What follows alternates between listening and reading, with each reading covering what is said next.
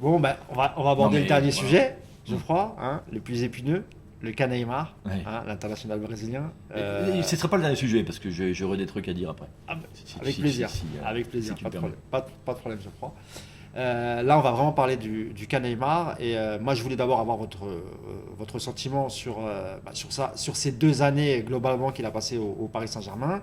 Et si vous avez des infos ou peut-être votre ressenti sur ce qui va se passer avec Neymar.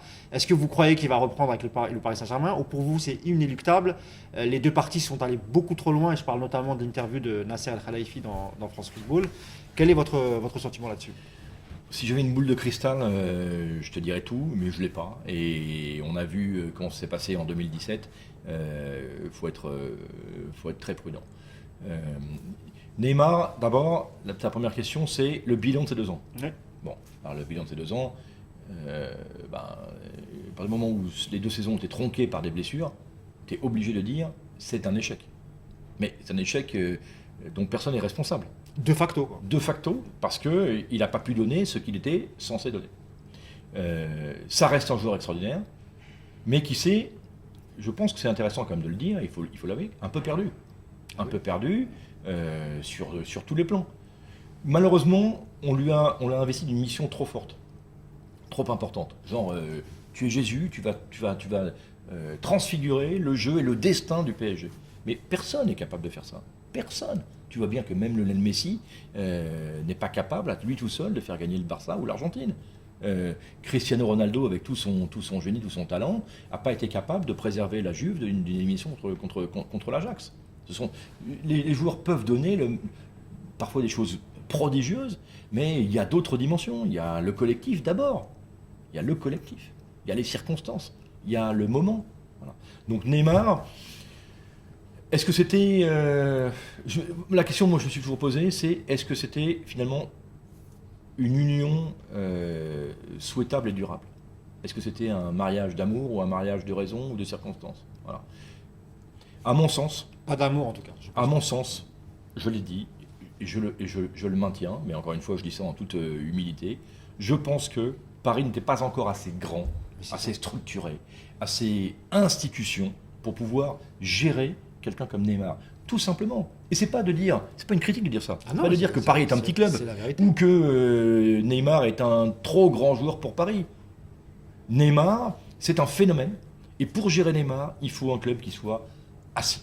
Il faut une institution au sens barcelonaise ou Real Madrid. Ou Turin, ou Bayern, voilà. Manchester C'est United. ça qu'il faut. Parce que tu es enraciné, parce que tu as eu l'habitude de gérer les Neymar, parce que c'est presque, j'ai envie de dire, ta finalité, parce que tu as généré plein de joueurs qui ont été éligibles au Ballon d'Or, parce que tu as gagné des Ligues des Champions, parce que tu as un gros budget, parce que, on va dire, tu es habitué des superproductions. Et on oublie à quel point Paris est jeune. Paris, la date de naissance du PSG, 70 officiellement reconnu, bien que on pourrait débattre de ça.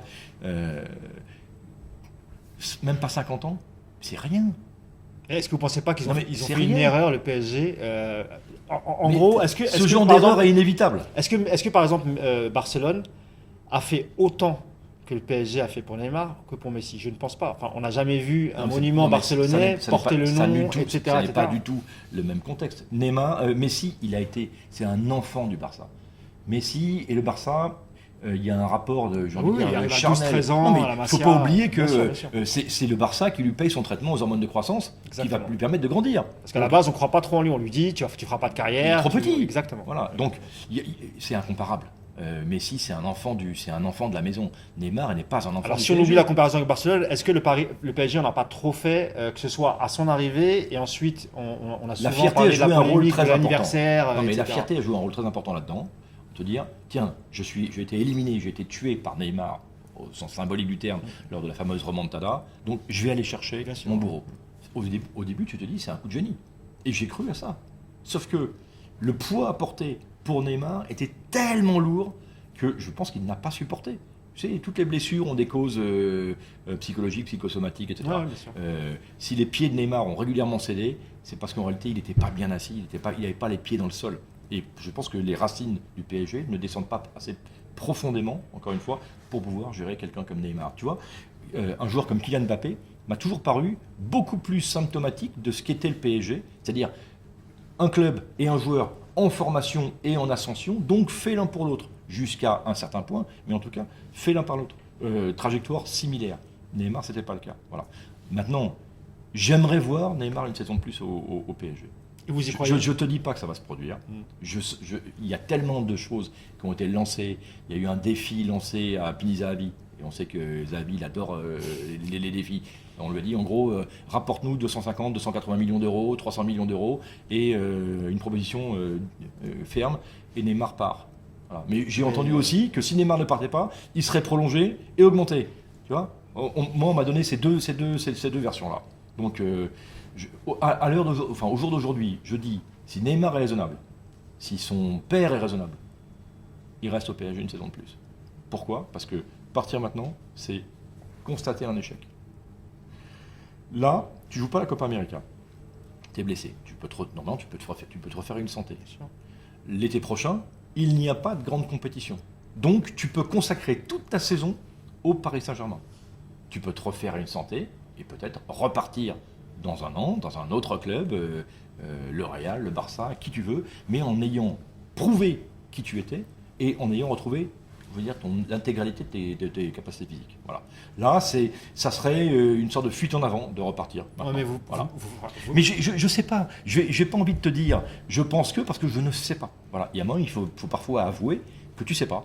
Et ceux qui savent, qui viennent me voir et qui me disent exactement ce qui va se passer, et je demande qu'à les croire. Non, je voulais juste vous dire que là, indirectement, il fait un peu de com.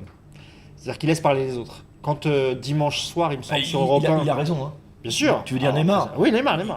Il vaut mieux qu'il laisse parler les autres en ce moment.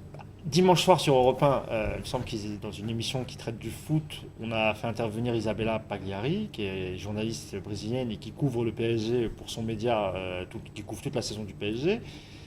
Je crois savoir que quand elle parle, en général, elle distille un peu le message. Elle est bien informée. Voilà. Okay. Et je pense même qu'on lui a peut-être même demandé de dire ça. Et elle a dit clairement, Neymar veut partir du Paris Saint-Germain, ne veut pas être là à la reprise, ne veut pas reprendre avec le club, etc. Mais donc, entre vouloir partir et pouvoir partir, c'est d'autres choses. Moi, on m'a dit au club, quand j'ai posé la question, on m'a répondu d'une phrase laconique. On m'a dit, le PSG, ce n'est pas la braderie de Lille. Exactement. C'est tout ce qu'on m'a répondu. Et moi, ce que je crois savoir, c'est Paris est prêt à laisser partir Neymar à condition d'avoir une somme conséquente tout de suite, pas un paiement en 2 fois, 3 fois, 4 fois, 5 fois. Ils n'arrangeront pas le et pas un deal Neymar contre 100 millions plus de vieux joueurs, tu vois. Voilà. On a les mêmes infos. Et je comprends ça. En fait, le PSG veut avoir, s'il y a un départ, il va avoir la main. Ça sera aux conditions du Paris Saint-Germain. Après, et non pas aux conditions du club acheteur. Pour moi, si tu veux, le plus intéressant dans l'histoire de Neymar, c'est pas, bien sûr, c'est journalistiquement, on a tous envie de savoir ce qui va se passer dans les semaines qui viennent et si Neymar aura le maillot du PSG pour reprendre la saison de Ligue 1. Le plus intéressant, c'est quelle est la stratégie à moyen terme maintenant. Est-ce que tu veux continuer sur une politique de super vedette, des joueurs que tu payes très cher, dont la communication peut t'échapper, parce qu'eux-mêmes sont leurs propres médias, et on voit que Neymar pèse plus lourd, beaucoup plus lourd que Paris en termes de réseaux sociaux, de followers, etc. 3 fois plus lourd, 3 fois plus, 5 fois plus, tout ce que tu veux. Ou est-ce que tu veux partir dans un autre modèle qui est peut-être, à mon avis, plus performant et plus pertinent à terme, qui est celui de Manchester City ? Je ne parle pas de fair play financier, je ne parle pas de respect des règles, de football, etc. Je te parle juste de stratégie de construction d'un effectif. Parce que quand tu regardes Manchester City, qui pour moi était la meilleure équipe d'Europe cette saison, meilleure que Liverpool. Oui, dans le jeu, etc. Je me suis régalé à les voir jouer toute la saison. Il y a, ok, on me dit, ils ont dépensé 2 milliards en transfert depuis 10 ans. Ok, très bien. Mais cite-moi, quel joueur de Manchester City leur a coûté plus de 100 millions ? Aucun. Le plus cher qui leur a coûté, les plus chers, c'est De Bruyne et Sterling. Et aucun n'a coûté plus de 80 millions. Aucun. Donc, pour Neymar et Mbappé, tu avais, dans l'optique de City, 5-6 joueurs extrêmement performants, extrêmement talentueux, te permettant d'avoir toujours une très bonne équipe, très performante à présenter. Et je pense, et je sais même, c'est-à-dire qu'au PSG, que ce soit à Doha ou au siège à la Factory, cette réflexion, elle est en cours. Et de se dire, c'est vrai. Peut-être qu'on va devoir changer de stratégie. Voilà. Donc si Neymar part, eh bien j'espère qu'à la place, ils prendront 3-4 joueurs de très grande qualité qui leur permettront d'avoir un effectif dense, compétitif. Parce que le but, et c'est ça qui m'intéresse au fond, moi, c'est est-ce que Paris, indépendamment des autres clubs français, est capable régulièrement d'atteindre l'écart, les demi, voire la finale de la Ligue des Champions. Le reste, on s'en fout, au fond. Ce qui nous intéresse, ce qui nous passionne tous, c'est le sport. C'est de débriefer les soirs de Ligue des Champions. C'est de dire, tiens voilà, cette année, Paris tombe en 8e contre la Juve, c'est quoi les chances de gagner? Est-ce qu'on a une équipe vraiment compétitive? Est-ce que Paris va être capable de résister à l'aléatoire d'un tournoi comme celui de la Ligue des Champions? Est-ce que Paris peut se positionner, non pas budgétairement, mais sportivement, régulièrement, comme étant une des 5 puissances européennes? Non mais voilà. Vous avez raison, parce qu'en Champions League, c'est vrai, quand ils ont fait des matchs pas terribles, les médias leur sont dessus, à juste titre. Et quand ils ont fait des super matchs, et même sous Emery, le 4-0 face à Barcelone, même la campagne des matchs allés contre le Bayern, où on perd un seul match, l'année dernière. Voilà, c'était déjà quand même très très bien.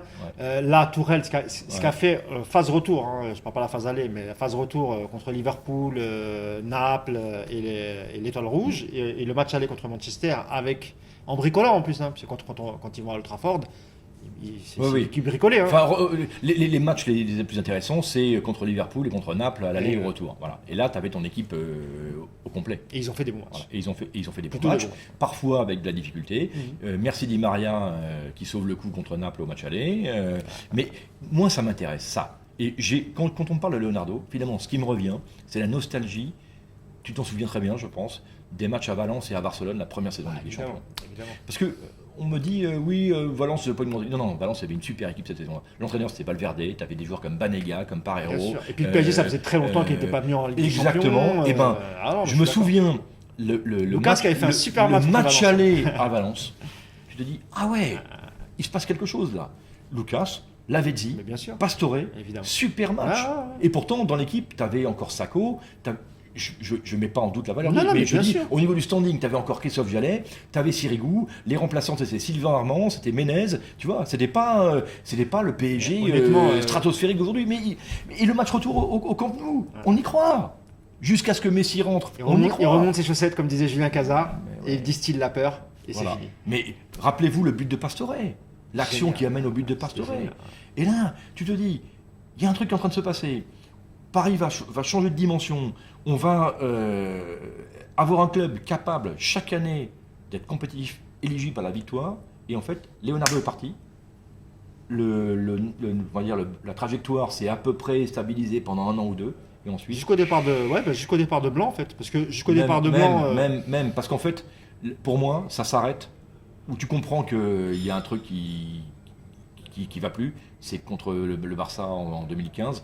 Éliminé, battu à l'aller au retour. Mais facile. Surclassé. 3-0, je crois, à l'aller. 2-0, 3-1. Surclassé, Iniesta, stratosphérique, Neymar, Cavani, Messi, Suarez, tous incroyables. Bon, là, je me rappelle défensivement de David Luiz qui avait fait un match pas terrible contre Barcelone. Non, mais tu te dis, bon, alors là, comment on va rattraper le temps perdu? Voilà. Moi, ce que je veux, c'est que le PSG reparte de l'été 2013. Sur une trajectoire ascendante et que dans l'année qui vient, on parle de foot. Voilà. En fait, parce que tu sais très bien comment ça se passe. On prend des positions. Alors dans le Late Football Club, dans le Canal Football Club, dans toutes les émissions de Canal, mais autour, tous les médias, tous nos confrères, dans leurs émissions, leurs journaux, etc., font des débats sur les thèmes du moment. Mais au bout du compte. Et donc les supporters le prennent mal, parce que tu sais comment sont les supporters. Ils sont très critiques de leur club entre eux, mais ils ne supportent pas que la critique vienne de l'extérieur. Quel que soit le club. Marseille, c'est pareil. Lyon, c'est pareil. Donc, toi, quand tu es observateur, suiveur, journaliste, etc., que tu critiques un club, à juste titre, parce que la critique vient de l'extérieur, elle n'est pas recevable. Et donc, tu te fais insulter, pourrir, etc., sur Twitter, tu sais comment ça se passe. Voilà. Il n'y a pas aujourd'hui un seul tweet qui ne soit pas ponctué du mot abruti, et j'en passe. Et je suis poli. Encore, vous êtes poli, c'est ce que j'allais vous dire. Mais peu importe, au bout du compte, on est tous des passionnés de sport. Donc on a tous envie d'abord de débattre de sport. Voilà. Et non pas des polémiques de système de jeu, sport, de duels, j'ai envie de dire de clés tactiques. C'est ça qui nous intéresse. Bien sûr. Voilà. Et moi l'année prochaine, ce que j'attends de Leonardo, de son recrutement, de son retour, de sa communication, de sa capacité à faire le lien, c'est que Paris redevienne un club sportivement crédible au plus haut niveau. Que quand ils rencontreront le Barça, le Real, Liverpool, qu'on les craigne pour ce qu'ils sont, pour les joueurs qu'ils ont, et qu'il n'y ait pas au sein du club des ferments de destruction ou d'affaiblissement. Voilà. Je pense que que tout le monde attend ça de lui, et que si Leonardo arrive à donner ça, alors on va repartir, Paris va repartir, les suiveurs vont partir sur quelque chose de très positif, et que va dire, la parenthèse de 6 ans sera refermée, et il est temps. Je pense que c'est vraiment ce qu'attend 100%, la majorité des supporters parisiens, c'est de nouveau retrouver une stabilité au club, d'éviter toutes les guerres intestines, tout ce qui a pourri le fonctionnement du club ces dernières années. Je pense qu'on est plutôt bien parti, en tout cas on l'espère. Un dernier mot peut-être. Et tu peux leur dire d'ailleurs, puisque vous êtes un média influent, et c'est le message que j'ai envie de faire passer aussi aux supporters, aux gens qui vous suivent. Nous ne sommes pas vos ennemis. Les journalistes, nous ne sommes pas vos ennemis. Voilà, on n'est pas contre. Il n'y a pas de conspiration, de conjuration, au contraire. On est tous mus par une chose qui est la passion du sport et du foot en particulier. Mais vous l'avez dit parfaitement, Geoffroy. En fait, le problème, c'est que même nous, on est un média partisan maintenant. Mais pour moi, média partisan, ça ne veut pas dire qu'on doit dire amen à tout et dire que tout se passe bien au club. Ça veut dire que vous parlez... Qu'on parle du club avec notre passion, notre cœur en tant que supporter, mais qu'aussi on est là pour dire quand les choses ne vont pas, qu'on n'est pas d'accord avec le fonctionnement du club sur telle ou telle chose. Nous-mêmes, comme je viens de vous le dire, on est un média partisan, on se fait pourrir tous les jours par les propres supporters parisiens. Pourquoi ? Je suis, t'inquiète pas. Mais ça me permet aussi de dire un mot, moi aussi, parce qu'il y a deux choses. Le supporter, si tu lui annonces pas le joueur qu'il veut, il te dit mais tu es un menteur, tu n'as pas d'infos. En fait, tu répètes ce que tous les médias disent. Sauf que quand on a une vraie info et qu'on la met en premier, il n'y a personne qui va nous dire là par contre c'est bien parce que vous l'avez dit. Non. En fait, on nous tombe dessus quand on apporte entre guillemets des mauvaises nouvelles. Par exemple, quand on a dit que De Ligt ça s'éloigne, on nous a reproché à nous par United. Ah oui, mais vous l'avez annoncé. Non, on n'a jamais rien annoncé en fait. Regarde, tiens, on parle d'Herrera. Herrera, je pense avoir été le premier à en parler. Exactement. Dans le Late Football Club, c'est vrai. Début avril. J'ai parlé à l'époque de contact entre Rabiot et le Real. Rabiot a signé à la Juve, mais il y a eu ses contacts. Bien sûr, mais j'ai dit toujours, quand tu donnes une info, tu le donnes en temps réel. Mes infos, en temps réel, sont toujours bonnes. En revanche, quand tu parles de mercato, ce qui est la matière la plus difficile en fait, parce qu'elle est mouvante en permanence. On connaît bien, on est dans la maison Bruno Satin, qui est un agent sportif réputé, qui connaît vraiment parfaitement le football. Bruno, il m'a dit, quand tu balances une info, quand tu sors une info, sur 10 infos, s'il y en a 3 qui se vérifient, c'est que tu as fait du super boulot. Voilà. On a parlé de Haaland, on a parlé de Neres, Van de Beek. Tous ces joueurs ont été à un moment ou un autre suivis par le PSG, mais tous ne se font pas. Mais Herrera, j'en ai parlé début avril. Il y a des gens qui m'ont dit ah oui, mais tu as parlé de Réa, il est toujours pas là. Oui, mais De Réa, ça s'est pas fait. On avait expliqué pourquoi. Il a été suivi. Bien sûr, on a expliqué pourquoi ça ne pouvait pas se faire. En revanche, personne ne va me créditer du fait qu'on a sorti Herrera. Parce que on était en avance, peut-être trop en avance. Voilà. Donc c'est le jeu on va dire, des médias, c'est le jeu des réseaux sociaux, de Twitter en particulier. Maintenant, parfois les gars, j'ai envie de dire, décontractez-vous quoi. Voilà. C'est du foot, on n'est pas vos ennemis, on a la même passion, on a les mêmes envies. Les mêmes envies, c'est que nos clubs, et je dis nos clubs à dessein, quels qu'ils soient, Paris, Marseille, Lyon, Saint-Etienne, etc., soient performants, nous fassent rêver, nous apportent de quoi parler et s'enthousiasmer, comme on a pu s'enthousiasmer lors de la Coupe du Monde féminine. Voilà. Un petit mot sur le succès de la Coupe du Monde féminine, parce que ça concerne aussi le PSG, parce qu'il y avait quelques joueuses, bien sûr. Et notamment la joueuse offensive Kadiatou Diani, qui a été plutôt performante. Elle a été peut-être la joueuse offensive la plus en vue. Je veux pas la bien sûr. redécrypter le parcours de l'équipe de France. Mais ce qui est sûr, c'est intéressant, moi ce qui m'a vraiment le plus plu dans cette... et encore une fois, je ne vois pas l'actu avec des lunettes roses. Je peux être très critique, tu le sais, quand c'est nécessaire. Mais on a retrouvé, je pense que tous les gens qui nous ont regardés, qui ont franc succès, massivement regardé les matchs matchs sur Canal, nos émissions, etc., ont tous vu la même chose. la fraîcheur que ça nous a rendu.